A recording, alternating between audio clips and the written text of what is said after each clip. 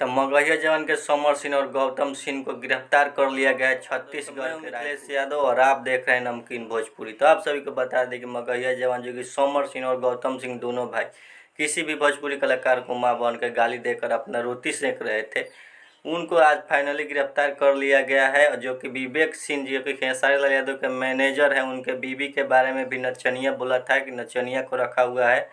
और विवेक सिंह ने FIR दर्ज किया गया था उसी समय, और उसी के तहत 131/22 के तहत उसको गिरफ्तार कर लिया गया है। और जीतन राम मांझी जो कि थी है हमारे बिहार के आन शान गरीबों का मसीहा, उनको भी थी अपशब्द बोलकर संबोधित किया था, जातिवाचक सूचक शब्द बोला था, जिसके लिए उसको गिरफ्तार किया गया छत्तीसगढ़ के रायपुर से। और विवेक सिंह जो खेसारी लाल यादव के मैनेजर हैं, उनकी बीबी रीनी चंद्रा को गाली देते हुए वो बहुत ही अपशब्द बातें बोला था विवेक सिंह के बीवी के बारे में कि नचनिया को रखा है। उसके लिए विवेक सिंह ने FIR दर्ज किए थे और फाइनली आज दोनों भाई गिरफ्तार हो चुका है।